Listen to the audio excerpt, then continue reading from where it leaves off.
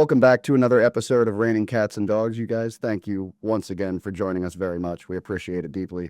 Tonight we have a fun one for you guys. We're going to be talking about Truman State University football in the springtime, which is always an exciting thing, talking about new additions to the coaching staff with Dominic Stoneking as a defensive backs coach and Mike Glass as a wide receivers coach. But first, now as we get toward the end of the year and we've pretty much covered all the bases as far as coaches go, we thought that we would expand a little bit and reach out to Kirksville High School band director Brad Hudson. So Mr. Hudson joins us this evening. Very glad to have you. Nice to meet you. Good to see you. Good to see you as well. And you are in what year as band director now? This is year 18 at Kirksville, and I did 6 at another school before this, so 24. And welcome to the program. Thank you. Mr. Hudson's bands have performed at each halftime of football games, pep bands out at basketball games. So you have seen him around, and he's been just as much ingratiated into the Kirksville sports community as anybody else has. Long winter, and now that pep band stuff for basketball is finally over, what are you guys looking forward to? What do you guys have coming up? So we have just finished a pretty busy season. So pep band does keep us busy. And then during that time, we're also preparing for a large ensemble festival and a solo ensemble festival, which just completed this past Saturday. So at the beginning of March, right before spring break, all the bands perform at an event at Truman State. And this is a MISHA event. This is our state level event, and all the groups received the top rating of exemplary. And then this past weekend, we had our district solo and ensemble festival, and that was held at the high school, also a MISHA event. And we have, I think, 20 different events going to the state MISHA festival on April 30th. And so exemplary is receiving a 1, so yes, to speak, correct? Receiving a 1, that's the top honor you can receive. Highlight some of your students, and just how far especially the part like how far they've come since the school year began to as now we get toward the end of the school year and the progress you've seen in that regard and all of those kind of things. Yeah, it's been incredible watching the kids. First of all, the piece we took to our festival this year, as we played it the first few times, I said we may not do this for the festival. It's probably a little bit too hard, and I think that challenge kind of caught them. It's a very challenging piece of music that has a lot of technique involved with it. So those students grew a lot. But we don't just have the one band. I think people know the marching band. They see it at the football games. So after marching band is over, that band goes into 2 different groups. About a third of the group is an audition group. About 2/3 of the group is a non-audition group. And they both do the same thing. They both go to the state festival. They both work on music. It's just a different level. But then a few of our highlights earlier in the year, we had 4 students with all-state honors. So I think this may have been a record. We had about a 30-year slump with 0 students in the all-state band, and now we've consistently been having some students there. So this year, Eric Abishon, he's a senior trombone player. This was his 2nd year in the band. Samuel Thatcher, he's a senior French horn player. He was honorable mention last year, and then he was able to perform this year. Kayla Hetrick is a junior. She is a clarinet player, and this was her 2nd year in the band, and she also received honors her freshman year. And then Hana Yanagi, who's only a sophomore on oboe, she was an honorable mention. There's sometimes they're honorable mention, sometimes alternate. But we had 4 students just in the band program with state honors this year. That's fantastic. These students who are recognized for that highest honor, that all-state honor, do they ever perform together with other bands? Do they congregate with other all-state members to perform this, to fill that band? So we have our state music convention is in down in Margaritaville, and that's at the end of January. There are 4 different on-state ensembles. There's an all-state choir, which we also had quite a few students in the all-state choir. There's an all-state orchestra, all-state jazz band, and an all-state band. The all-state band is about 100 students, and I think this year was 108. And so they have 3 days, about 20 hours of rehearsal to prepare for a concert, and the concert was terrific. I love to hear that. Talk about what might be a little bit different within your program after coming off of such a long period of time where nobody received those all-state accolades to now it just becoming a regular year in, year out kind of thing that you will have several students honored. What's changed in that regard? You know, it took a while to get kids to audition. When you first look at the material you have to play, it's hard. It looks really hard, and you have to get, I think, that right kid in there. And once you get that right kid in there that starts selling it, then it just starts becoming an expectation. We had a lot of kids at the district level, and something I share with our board and with our administrators. We have students that receive conference honors, district honors, but like you said, these groups actually play together, which is pretty neat. And this is not class based.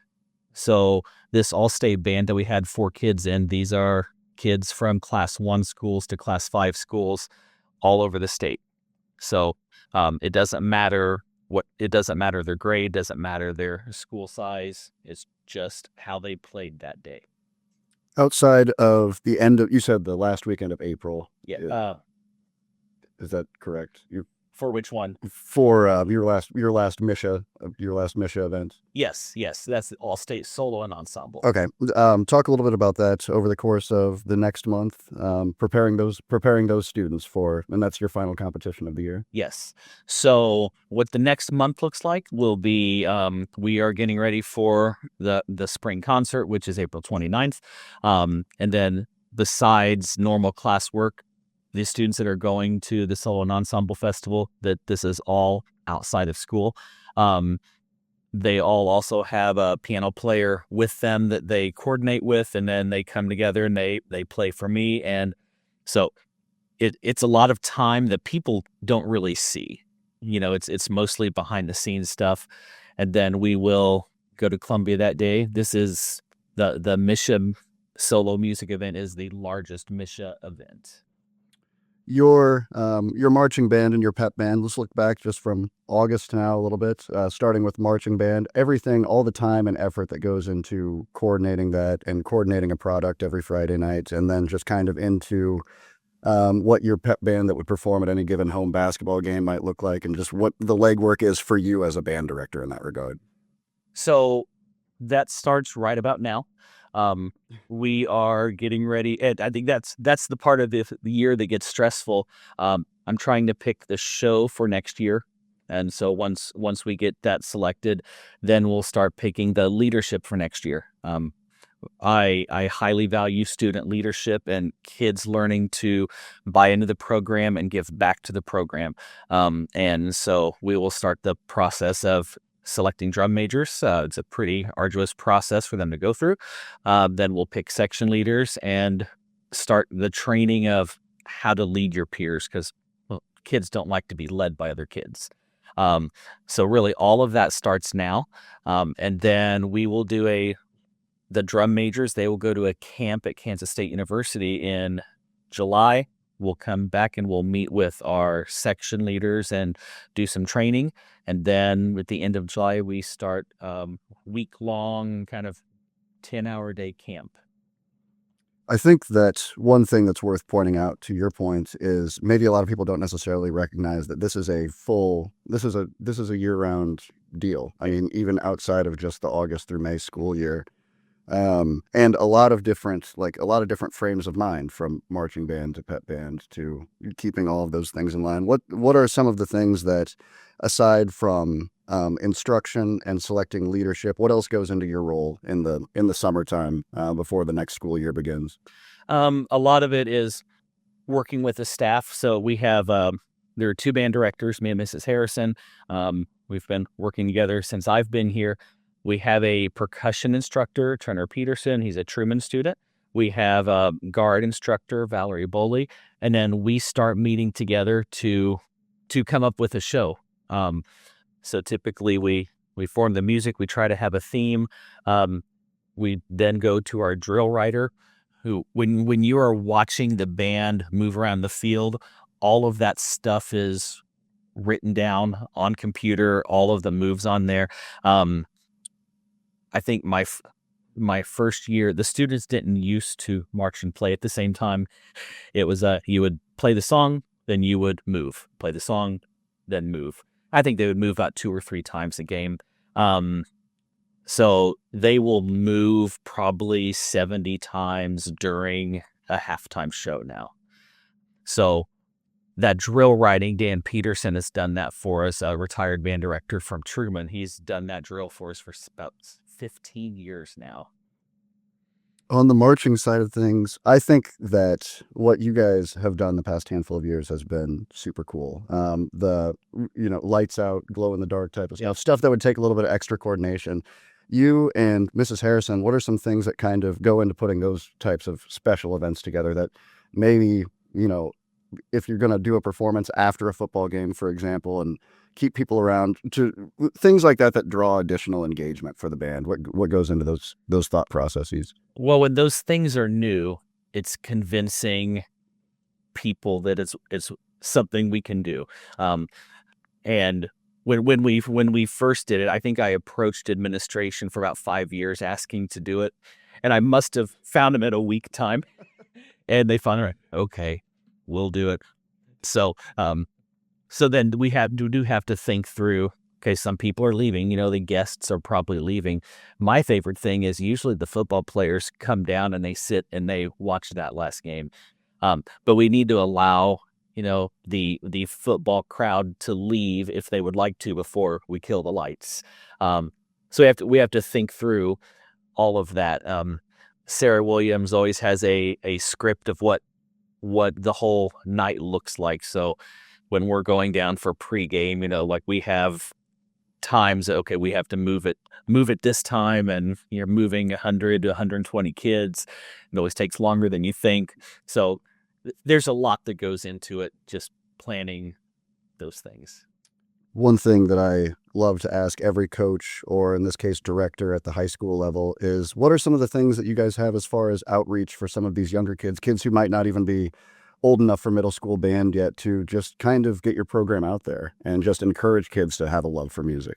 Yeah. Well, I don't know that the teachers always love it, but we love marching the kids by the schools. Every once in a while, I'll find out that they may be taking a nap in preschool, but seeing the kids run up to the fence to see the band march by, it's incredible to see that. We go into the different schools as much as possible. So we will visit Ray Miller and visit all the grades. It may be the jazz band that plays for them. The jazz band is a little bit easier to move. And we go to primary, and we just try to make sure that we are able to hit all the schools so the students see what we're doing. I think that is excellent. A marching band, what kid doesn't love a marching band? Right. Was there anybody in between, and forgive me for being ignorant about this, was there anybody in between John Schwartz and you, or did you take over directly for him? I took over for him. He emailed me on the day that he decided to retire and said, I think you should apply for this job. He said it in a different way. But no, for about 75 years, I think we've only had 3 head band directors in Kirksville. And that's ultimately what I was going to ask you next. And only 2 assistant band directors. Does that give you any, is that different than if we were to look around comparable sized schools in the state? I mean, is that pretty unique to us to have that type of longevity? Yes. It's kind of stressful. I think Jack Weber was here for about 30 years and John Schwartz was here about 30 years, and I'm kind of tired. But we'll see. Does that you mentioned it being a little bit stressful, but does that bring any unique challenges or any unique opportunities, just knowing that with the passing of the torch for almost a century, that the band has been in a good place, I guess, so to speak? I'm proud of it. I'm a Kirksville native. I came from the Kirksville band program with the idea to never become a band director. Then there was a point where I just realized, no, this is what I want to do. And after I had a great experience at another school, and then I just kept watching, like, Kirksville may open sometime, and I really think the Kirksville band could be phenomenal. What section were you in? Trombone. Trombone player in your playing days. Anything that you have noticed necessarily change in music during your time, as not just at Kirksville, but in your time where this has been your professional purview. You seen anything change over the years? Great kids are still great kids. You hear people talk about kids, but a friend of mine said when she goes to a basketball game, she said, I just look back and jazz band, they just set up and then they clean up and they know what they're supposed to do. So in a sense of, that is the same. Great kids are just still hardworking kids and want to do it. I think there are more distractions. There are more things that kids, have the opportunity to do, which makes it tough. But so far, like numbers wise, we've held very strong for a long, long time.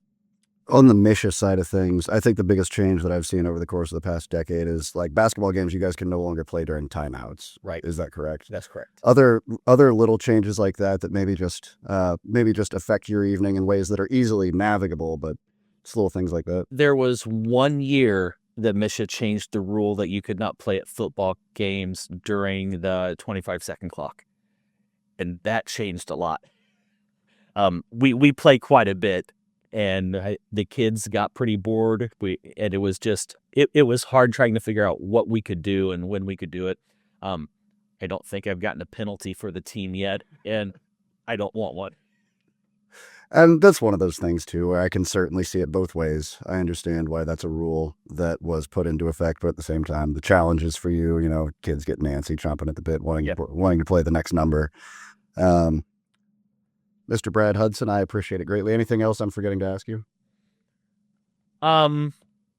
There's this amazing big building getting built right now, and I just want to thank the community for supporting the arts. It's a little tight right now. We do not have a band room at the high school right now, or choir room has moved into a really small space. We are making things work during construction, and our kids, not just band, but like our kids at the high school, have handled this construction time very, very well. The building's kind of ugly right now, but we are so excited for the future. Thank you for that. I would have been remiss to not ask you about the Performing Arts Center. A lot of excitement, I'm sure, but it'll just be business as usual once completed, or anything that's going to change on your end? We're going to have space. It is surprising how, looking at it, how large it is. And the weight room is moving into the old band room, and they've knocked down walls, and that room is really large. It's going to be a huge asset for the students. But it's exciting to know that we actually have space to put things without just stacking on top and going higher and higher. And once completed, as you mentioned, it looks a little bit drab and gray right now, but once completed, I think will be a beautiful space and a great addition also. It really is. The high school's going to look nice, and the Performing Arts building, I think, will be just a showpiece for the district. Mr. Brad Hudson, Kirksville High School Band Director, thank you very much for joining us this evening. Thank you. I appreciate it. Joined now by Mike Glass, new wide receivers coach for Truman State University. Glass by way of Eastern Michigan, where he assisted with recruiting.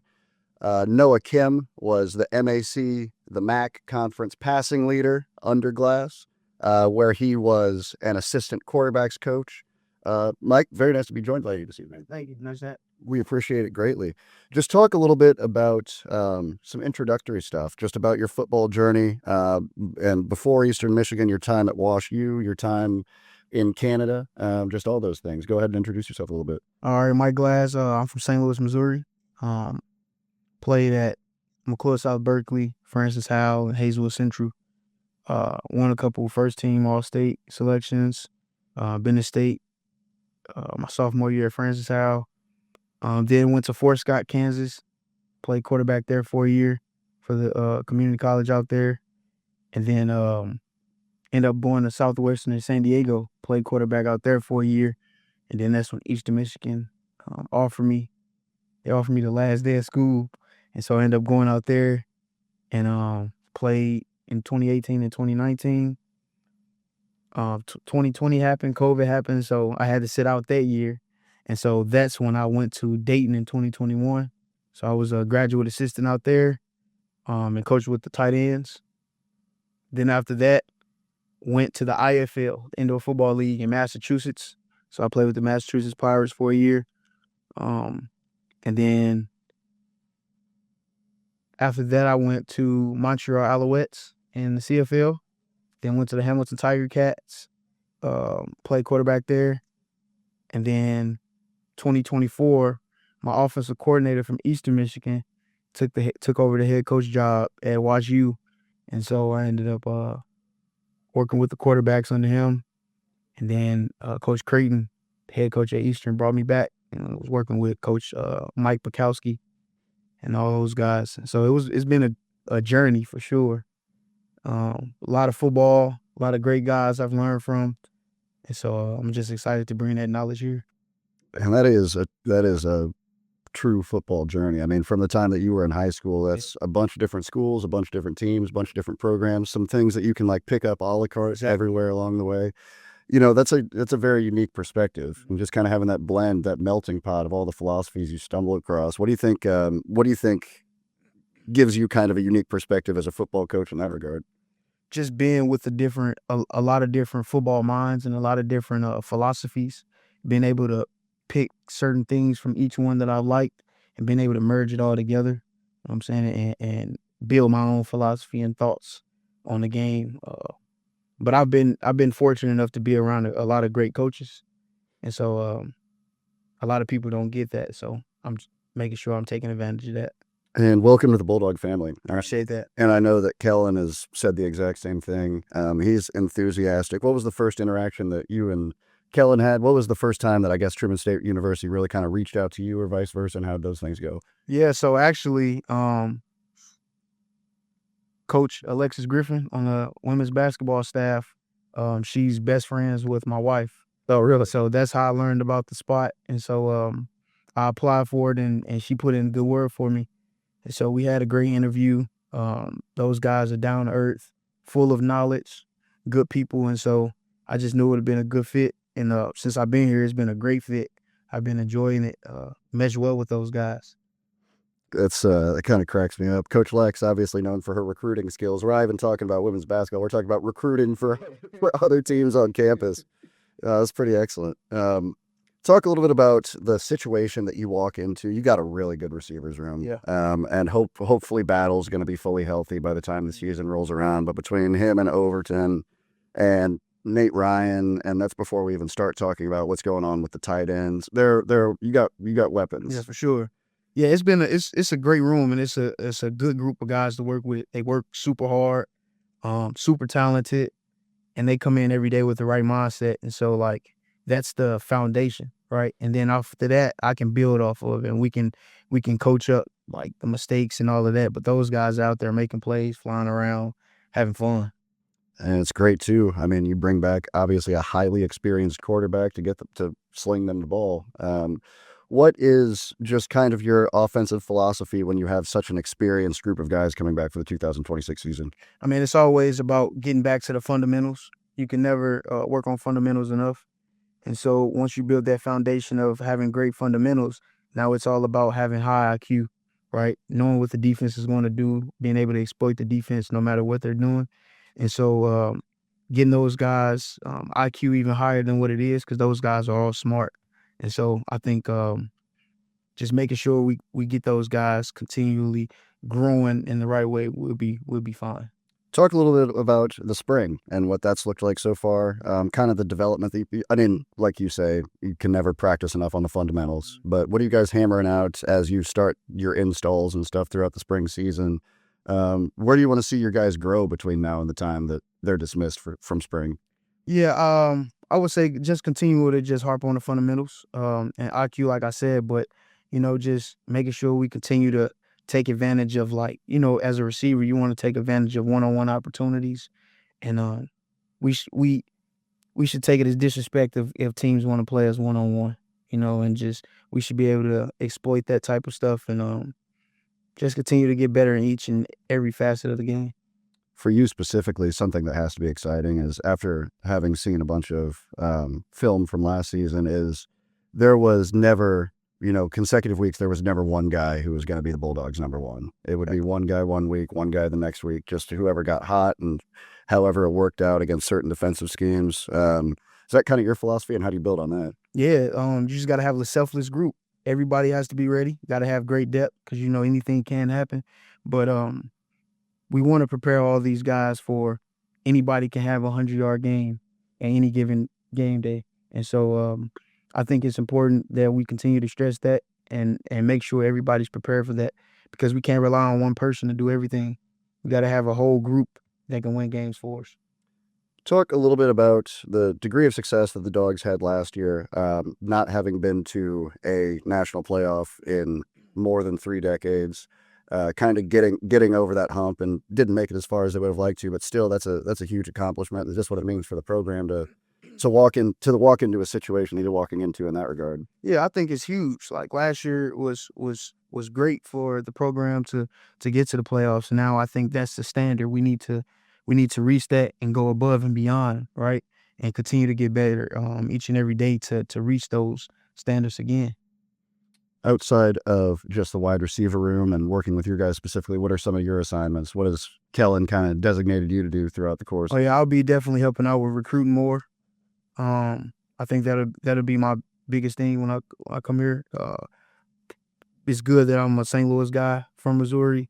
Got a good deal of connections around the state, and so like I said, my wife is from Kansas City, so I lived out there for a year and was teaching at Belton High School and know a bunch of the coaches out there. And it's great ball in Missouri, and so just being back is going to be good as far as recruiting. And your other connections too, the time you spent out in Massachusetts, time you spent out west, you still have any flags planted out there? Yeah, for sure. Built a great group of connections out there with a great group of coaches in California, San Diego to be specific. A bunch of players that I played with throughout the years, all becoming coaches in the Georgia areas, Alabama, Mississippi, Louisiana, all those different areas. Other coaches in Missouri and Illinois. And so just all around, you play football enough, you be on enough teams, you're going to meet a bunch of guys from all over the country. So I think we'll be good.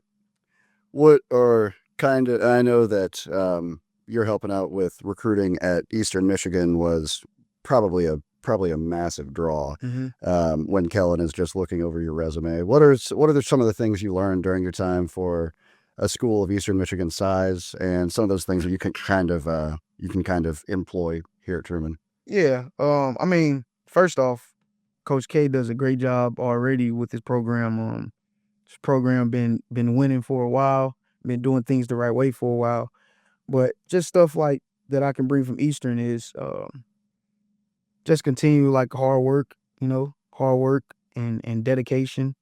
Also bring just like, I would say, from just philosophy standpoint, just different things and coaching points that I can help out my room with, and just the team and rub off on the other guys. Aside from just technique and thing, and obviously being a very different position, what are some of the differences so far for you? The differences between being a quarterbacks type oriented guy, quarterbacks coach, and a wide receivers coach? I don't really think it's a big difference. I think they go hand in hand, right? It's a relationship out there with quarterbacks and receivers. You have to see the game the same way. You have to be on the same page. And so I don't think it's a big difference at all. The only thing is, the only thing is the technique. Everything else, you have to see the game the same way, because you have to be on the same page with your quarterback. You got all of the spring stuff coming up. We're really getting into the thick of it now that we're in early April. Tell us what kind of stuff you got coming up events wise before really it all culminates here in a handful of weeks. I mean, we just having practices right now and just more practices and meetings before our spring game on the 18th, I believe. And so I'm excited and looking forward to that. Very good, Coach. Coach Glass, anything I'm forgetting to ask you?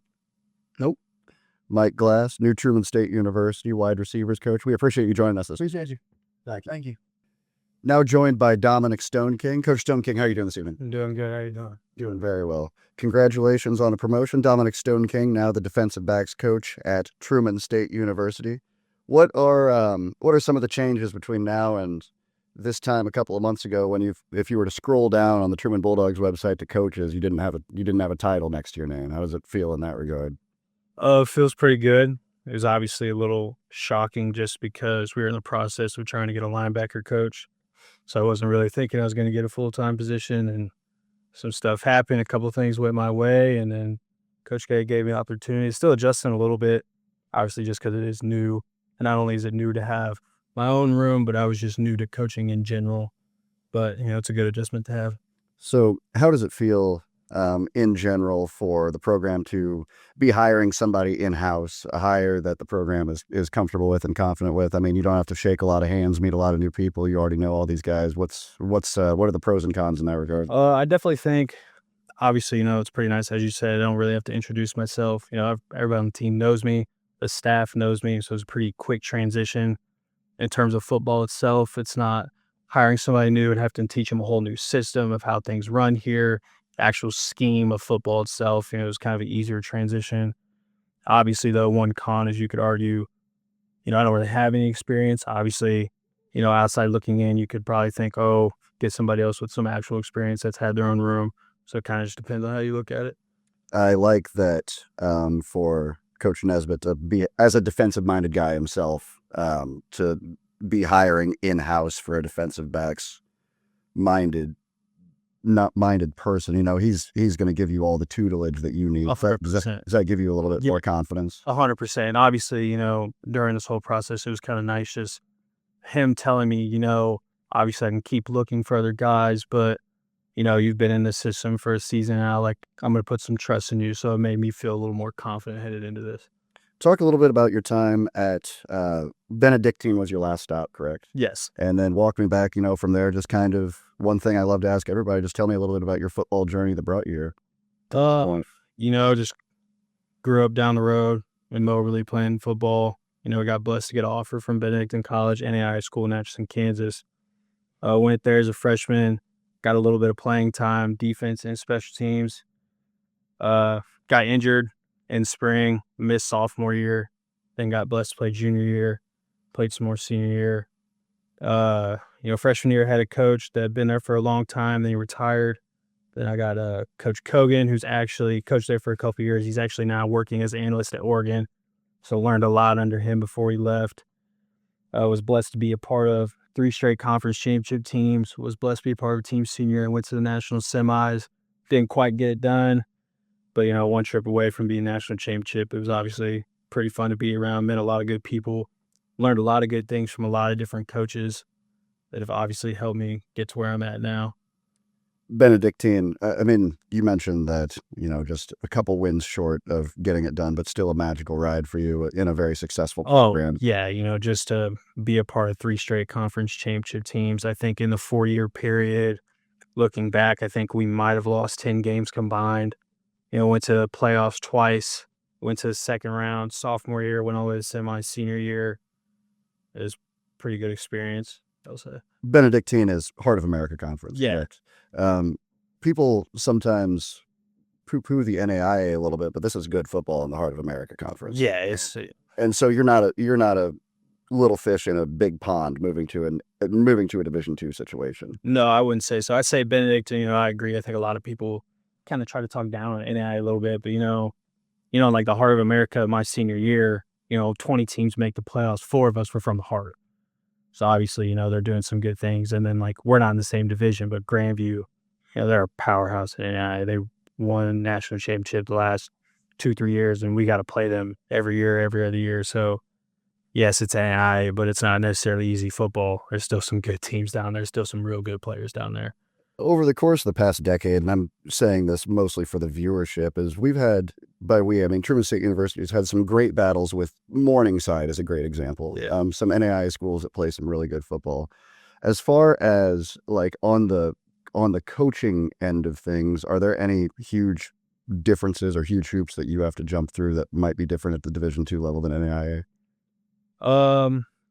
I mean, that's definitely some stuff I'm still learning. Like, obviously, at different levels, a bit of different rules in terms of what you can do at different times. You know, recruiting's probably going to look a little differently. I'm still learning all that stuff, just being new. So, unfortunately, I don't think I have all the answers to that just because I'm still so new to this. I still got to learn some of it myself. But initially, I feel like the biggest thing would probably just be recruiting. There's probably just different little rules here and there and little nuances. As far as some of those nuances on not just the recruiting trail, but just on the paper pushing trail in general, what are some things that you've had to learn on the fly as a coach on the staff? Well, I mean, one thing, just learn like how to, kind of just how to run meetings itself, just how to be efficient with the time. And then also, at D2 level, obviously, we have a great staff here, but like at D1, they have a lot of different people. They got a lot of different football operations. So just kind of learning how to not be a coach, but also, how to help with recruiting and how to just help set stuff up behind the scenes. And, with, our linebacker coach gone, I wouldn't be surprised if, going to this, I'm going to have to learn how to do some travel stuff, just other stuff behind the scenes at other programs, especially at the D1 level, you don't necessarily have to learn. So it's just kind of like a balance thing. Like, yes, we're going to coach football, but at the same time, especially here, a little bit of a smaller staff, we got to learn to wear different hats. So I'm kind of learning that stuff on the fly. Sure. I'll ask you something very similar to what I asked Coach Glass, is not necessarily walking into a new program, but into a new situation. Over the course of the spring leading up to kind of culminating with your spring game on the 18th, what are some of the things that you really want to see out of your group, out of your room? My room specifically, working with the DBs, all 5 starters last year had graduated or transferred. So it's a whole new room. It's a lot of new opportunity. We had a couple guys play a little bit here and there, but for the most part, our 5 main starters, our main snaps on defense in that back end are all gone. So I'm just really looking forward to these young guys with this new opportunity, who could take advantage, who can show up and make some plays here and there. And also, with them being younger, they're going to make mistakes. So I'm just interested to see, who makes a mistake and who bounces back, or just kind of lets it snowball into something else and they kind of let it affect their game versus just keep moving forward. But it's definitely exciting with the newer group that didn't play a lot and a lot of new opportunity in there. And you have a really interesting situation as a first-year guy in your position. What are some of the things that you're thinking about in the back of your head to generate competition, I guess, generate those competitions, those position battles? One thing was just kind of early on before we had any practice in the first meeting, I just kind of let them know, and I kind of set the table that, everybody that played, all 5 starters are gone. Some people can kind of worry about that, but if I were you guys, that's the biggest opportunity you could have. Everybody's gone. Nothing's set in stone. Like, this is a brand new room. This is a brand new slate of opportunity to have. And then also just kind of just pushing guys, whether it's in film or talking about, like, hey, like one thing I say a decent amount, or I try to at least, is like, this is a good play, but let's make it a great play. And just kind of, pushing them like, yeah, we're doing some good stuff, but like, we have more potential in there. Let's go reach that other potential. Like, we don't want to be good. We want to be great. That's just kind of something I took from my coaches at Benedict, and they used to say all the time, we're making good plays. Let's go make great plays. So I'm just kind of trying to push that competition out, not just with each other, but also with themselves of, we don't want to just be good and just stay right here. We want to take it a little bit to the next level and be great. You will have a bunch of dudes who are fighting for spots no matter what. One thing that Kellen has always preached, and he'll say it time and time again, is he wants dudes who are going to compete even against their own teammates. So you will, no matter what, have a lot of dudes with a fire underneath them. 100%. How far does that go? I mean, kind of just depends. I mean, for most of it, like with that, I agree. He does say that a lot. So some of the stuff with the competition, realistically, I don't have to do a whole lot. Just because the guys are super competitive, they're going to take care of it themselves. So it's kind of nice. And that's the thing. And I mean, he'll talk about all the time, there's competition. Also, just like there's a standard. Like, yes, we're going to try to compete with ourselves. We're going to try to make plays. But at the end of the day, the main thing is just playing to the standard. And that's playing competitive ball every single rep, not just against the other guy, not just trying to compete the other guys in your room, but with yourself. When it's just you and the coaching staff, late nights over the phone or whatever, what are some of the things, since you've jumped into this role, that you have seen on film that, need to be corrected or that the Dogs can get better at? Things like that. What are some things that, with you as DB's coach, you're going to intend to fix week one? One of the main things is, we're trying to see if we can maybe be a little bit more aggressive and play a little more man-to-man stuff in just terms of scheme and try to get out of more zone, just try to play tighter coverage, force some tighter windows, tighter throws. And then the main thing, with me personally with the DBs is just fundamentals. At times our fundamentals kind of slipped last year and it kind of put us in some bad situations. So, obviously we're going to talk about scheme. We're going to talk about running the right call and, what we could do in all these situations. But the biggest thing is just fundamentals, getting their feet right, getting their eyes right, getting their base right. So that way we can work off of that and they have the tools to put themselves in the situation. And then once we get the fundamentals down, then we can start talking more scheme of, okay, you did this, we could probably do this, or we could probably done this, or we could have covered this guy instead of this guy. I'm glad that you mentioned that. One thing that Coach Glass had mentioned is, just talking about the fundamentals, you can never overdo it. But with Glass's group, he brings back a very experienced core of wide receivers. 100%. You guys are like night and day in that regard. 100%. So when you're talking about fundamentals, I think you're saying it a little bit differently than he might be when he's talking about the wide receivers. Probably. From a defensive back standpoint, what do you mean when you're talking about fundamentals? For me personally, with the DBs, every day, we'll do something footwork related. DBs, you got to be able to run, backpedal, flip your hips, get in and out of breaks. If you don't have a good base, you can't make plays. Obviously another big thing is eyes, but it's kind of hard to train and practice eyes on the field without doing it in film. So we're just going to do something every day practice, we start something footwork related. One thing we've been doing is we go out there before practice a little early, and before we even do walkthroughs, we're just doing perfect breaks. We're just working on getting in and out of breaks and a bunch of different angles, from pedals to crossover runs, just getting them uncomfortable and getting it to a point where no matter what the situation is, because football is not predictable. You can do a bunch of drills, but at the end of the day, you never really know how you're truly going to react because it's always going to be different every time. So just trying to get them in those situations and get them comfortable that no matter what the situation is, no matter what it looks like, in their lower half as a DB, they can always just feel comfortable and feel fast enough to put themselves in a situation to make those plays. Realistically, as you're swapping guys in and out throughout the course of the afternoon in the spring game, what are some realistic expectations that you have? What are some things that you want to see, some signs of growth and things like that? Obviously, one thing, I just want to see guys compete, whether something goes bad or good. I want to see energy. A big thing that we talk about, and I talk to the DBs, I really push those guys to, when someone makes a play, it's okay to celebrate. It's okay to kind of be yourself. When you are yourself, you start playing a little better, you start playing more relaxed.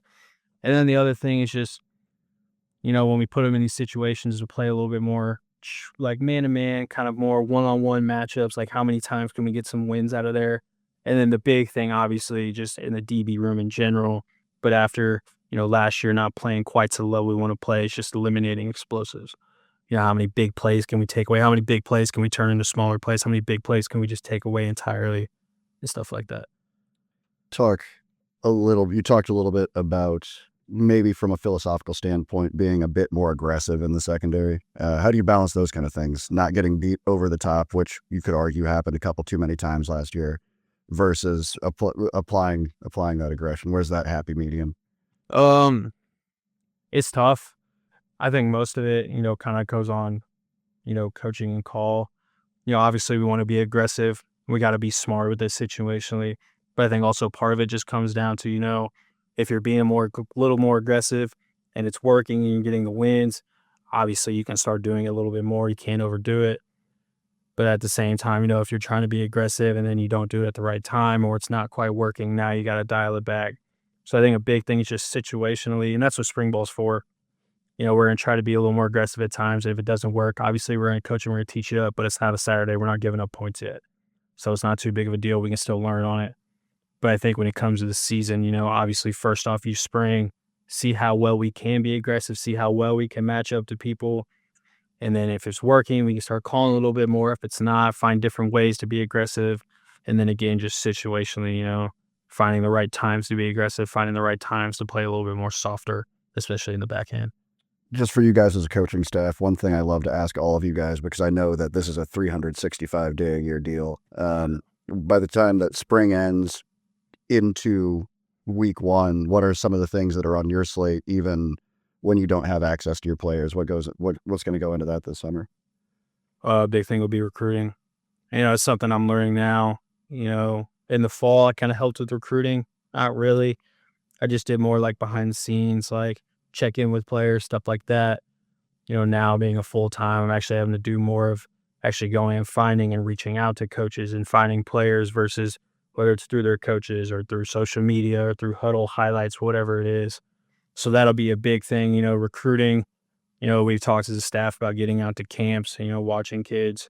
So that'll be most of it. And then obviously preparing for fall camp, finding any more details, any more things we want to fix or add in the playbook, stuff like that. This is the last thing I'll ask you before I let you go, Coach. Just stepping into a new role, into a full-time defensive backs coach, just hitting the film as hard as I'm sure you have. What are just some of the things that you've noticed that you've helped yourself improve as a coach from last year to now? I think the biggest thing is just, especially with being in charge of actually correcting it, I think I'm paying more attention to small details, especially with the fundamentals, with that being our big focus. I feel like as I've watched it more and as I've started running my own meetings, I'm focusing so much more intensively on each kid, on each play, the little things of, are they taking the right steps? Are they taking too many steps? Is their body position in the right way? Are they lined up in the right spot? Are they a half yard over? I think in terms of practice, that's probably the biggest change and the biggest thing I've been working on that I've noticed is being very more detailed and attentive, just because now, in the fall we're watching it, like, I'll talk with Coach K and back and forth, but at the end of the day, he was the one coaching him and correcting him. Now I have to go up in front of him, and now I got to point it out and I got to talk through him. So just making sure I'm detailed, so that way when I explain it, they understand it, but also in the way that I'm not over explaining it, I'm just causing more confusion. So that's definitely the biggest notice that I've had in terms of just watching film. What is kind of that two-way street like with your 5 guys, and then thinking about the 6 guys up front? Like, what is that two-way street kind of like with you and Kellen, or you and Dockery, for example? I mean, a lot of times, when we watch it together, just because Kay has coached so many in the secondary, for so many years, and he played in the secondary, a lot of times, watch it as a staff, and we're just kind of watching it. We're talking about everybody. Sometimes we'll see stuff. And the biggest thing is also like, the biggest thing for us is just kind of back and forth. Coach K will be like, oh, like, what do you think of this kid here? And then like, I'll say what I think. And then, if he agrees, he agrees. If we kind of see it differently, we'll talk it out. And then also it'd be the same thing, with linebackers and up front. Maybe one time I'll see something, I may not notice a whole lot, but I just kind of say something, and then maybe Coach Doc did notice it, or maybe we're just seeing it different ways. So, we just kind of go back and forth a lot. And it's not necessarily to one-up each other. It's just, people see things differently. And obviously, I don't coach the D-line, I don't coach the linebackers, but sometimes people can just see stuff a little bit differently, have different opinions, and it's nice just to go back and forth and get a bunch of different people's opinions on what we're watching. Multiple sets of eyes when you have the same goal can never hurt, right? It can never hurt. And that's the big thing. It's just, obviously, technique-wise, we can talk about some different stuff, but it's always nice, especially with the main goal of, are we playing to the standard? Is a thing we talked about, all the time with Coach K and all his team meetings. That's the biggest thing we'll always agree on is effort, playing to the standard, or just even running the call right. It's obviously, technique stuff, it can always be a little bit different just because one may know more than the other, but the main goal we'll always see together, which will always help. Coach Dominic Stoneking, new defensive backs coach for Truman State University's football team. Anything else I'm forgetting to ask you? No, I don't think so. Does that cover it? I believe so. Coach, thank you very much for joining us. Thank you for having me. We appreciate it. Thank you guys very much for joining us once again for another episode of Raining Cats and Dogs. We appreciate it greatly. We still have a handful more episodes to go until we wrap up the year on that first Wednesday in May. So stay tuned for the next handful of weeks. And as always, go Bulldogs, go Tigers, and have a great evening.